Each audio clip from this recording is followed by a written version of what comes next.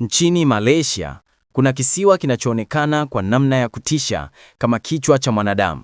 Inasemekana kwamba miaka 200 iliyopita, wakazi wa kisiwa hicho walitoweka kwa njia ya ajabu usiku mmoja.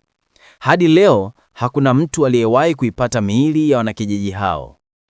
Siku moja, kundi la vijana liliamua kutumia usiku kwenye kisiwa hicho wakiwa wamekusudia kuthibitisha ni nani kati yao aliyejasiri zaidi. Hawakujua hata kidogo kwamba walikuwa tayari wameingia kwenye ardhi iliyokatazwa.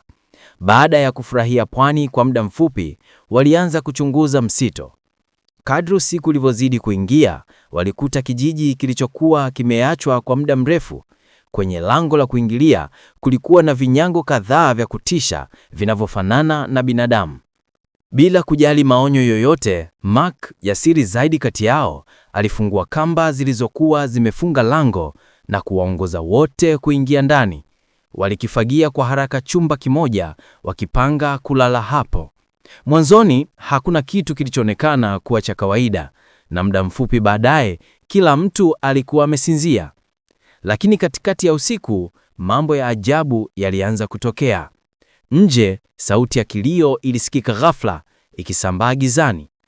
Mlango uliofungwa kwa nguvu ulifunguka wenyewe ukitoa mlio, kana kwamba mtu fulani alikuwa ameuvingia. Kate aliamshwa na kelele, aligeuza kichwa chake na alishikwa na hofu kuona wenzake wote wamekaa wima katika safu safi, kisha wakaporomoka kurudi usingizini tena. Mandhari hiyo ya kutisha ilimfanya pewe na hofu kubwa. Akiweka ujasiri, alifuata kilio hicho nje.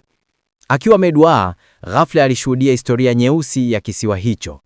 Wanakijiji wakiua kikatili mume wa mwanamke, wakizika mwili wake, kisha wakichoma nyumba yao kabla ya kuondoka. Akiwa amejaa chuki na huzuni, mwanamke huyo alibadilika kuwa mchawi mwenye kisasi na uovu. Kelly hatimaye alipoamka, kulikuwa kumekucha tayari. Alihisi kana kwamba ndoto mbaya ya usiku uliopita ilikuwa halisi kabisa. Walipokuwa wakiandaa mizigo yao, wakijiandaa kuondoka, Lily aligundua ghafla picha ya ajabu kwenye simu yake, picha yao wote wakiwa wamelala fofofu. Lakini kama wote walikuwa wamelala, ni nani alipiga picha hiyo? Wote watatu walihisi baridi kali ya hofu. Kelly pia alieleza ndoto yake ya usiku uliopita. Bahati walidhani wangeondoka hivi karibuni. Ili kuepuka kusababisha hofu, watatu hao waliamua kuficha siri hiyo kwa wengine kwa sasa. Lakini hata jioni ilipofika, boti iliyopaswa kuyachukua haikuwahi kufika. Ilionekana Eddie alikuwa akifanya mzaha, akitaka kuwatega kisiwani kwa usiku mmoja zaidi. Mwongoza mashua alipojua Kelly na wenzake wameachwa, uso wake ulibadilika rangi mara moja. Alikimbia kuwatumia ujumbe, akiwaonya kamwe wasikaribie kijiji kilichoachwa. Lakini bila mawasiliano kisiwani hapo, hawakuupokea ujumbe huo. Bila boti inayokuja, kundi hilo halikuwa na chaguo la pili zaidi ya kurudi kijijini kwa usiku mwingine. Kutokana na yaliyotokea usiku uliopita, Kelly waliongoza kubadilisha nyumba walimolala. Katikati ya usiku, Dosi na mpenzi wake walitoka nje kisiri. Wakati wao wa faraga, waligonga kimakosa rundo la mawe. Chini ya mawe hayo kulikuwa na mwili uliozikwa wa mume wa mchawi. Mbaya zaidi, Dosi alikojua juu yake baadaye. Mchawi akiwa amekaribika, aliamka papo ipo. Alimkoroka moja kwa moja msituni. Akiwa ametishika, Tina aligeuka na kurudi nyumbani, akiwaamsha wengine kwa hofu. Walitafuta msituni kwa masaa mengi, wakiingia katika miti yote, lakini hawakumpata Dosi. Mwishowe walirudi nyumbani kujipanga upya. Wakati huo, Dosi aliamka na kujikuta amefungwa ndani ya pango. Mara baada ya kujaribu kujitetea, mchawi alikata koo lake. Damu yake safi ilipomwagika kinywani mwake, mwili wake uliofifia ulianza kujazwa na uhai mpya. Kundi liliamua kumtafuta Dosi Rena siku nyingine. Ili kufunika eneo kubwa, waligawanyika, huku Nikki akibaki mahali walipokuwa akimsubiri yoyote anayerudi. Muda mfupi baadaye, Katie akamjia Ken. Akiwa amefurahia kumwona, Nikki alipunguza ulinzi wake. Chini ya ushawishi wa Katie, haraka alipoteza udhibiti wake. Lakini sekunde ya pili, mchawi alifichua sura yake halisi. Wakati huo, Kelly na wengine walitafuta hadi jioni, lakini bado hawakupata chochote. Waliporudi mahali walipokuwa, Nick hakuonekana popote. Kilichobaki ni kijuadi kali cha damu ardhini. Hili liliwatia hofu kila mtu. Walikimbia mara moja kwa fwani bila kudhani kukaa pale kwa muda mwingine. Muda mfupi baadaye, boti ya uokoaji ilionekana ghafla.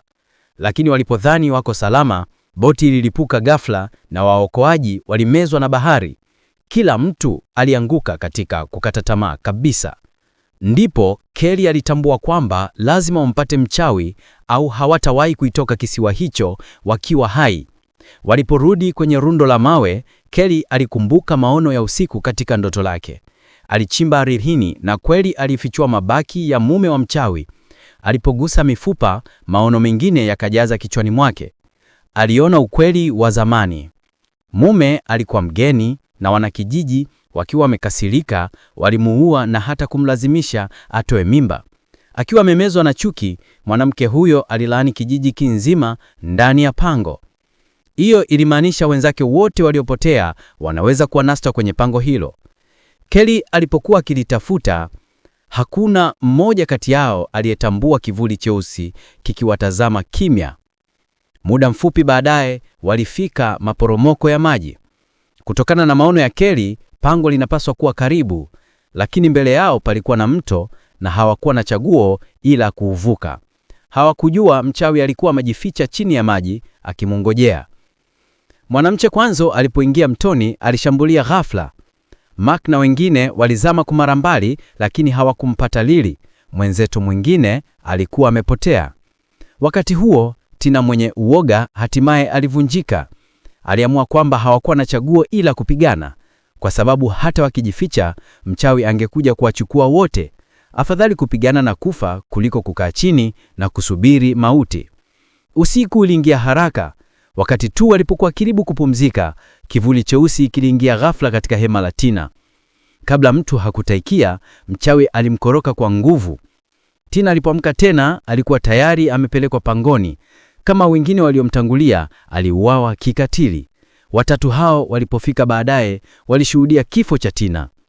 Wakiwa wamejaa hasira, Mark na Kai mdogo walikimbia mbele kupigana. Lakini majeraha ya mchawi yalipona instantaneously, mkimfanya kuwa hajana huzuiwa. Hawakuwa ukinzani wake. Wakati Mark alipokuwa tayari kunyongwa mtoto, Kelly alinyakata kinyago cha mchawi kilichotengenezwa na mkono. Zawadi kutoka kwa mtoto. Akiwa amehadhibika, mchawi aligeuza mawazo yake kwa Kelly mara moja. Wakati Kelly alipokuwa akikimbizwa, Mark na Kai mdogo walijaribu kwa uhakika kumzuia mchawi. Lakini kwa hasira yake, mchawi alikata tumbo la Kai mdogo, kisha alimkata koo la Mark na kuwaua wote wawili. Kelly alikimbia na kinyago hicho hadi kwenye nyumba ya kale ya mchawi. Mchawi alimkamata ghafla na kumshika Kelly kwa mkono. Wakati huo muhimu, Kelly alisema maneno yaliyosemwa ukale na mume wa mchawi, akimuita jina lake la Kichina, Molly. Mchawi mwenye ghadhabu hatuandani uliotualia jambo. Mchawi aliguswa na maneno ya Kelly, mwishowe akayaacha hasira yake. Alimsukuma Kelly ndani ya ziwa, kisha aligariwa mchawi na kinyago kuyeuka majivu. Kelly alipozama chini ya maji, alivutwa na mkono. Alipopata fahamu, aligundua wote wako hai na mzima. Alikuwa amerudi katika wakati kabla hawajaingia kisiwani. Yote aliyopitia yalionekana kama ndoto tu.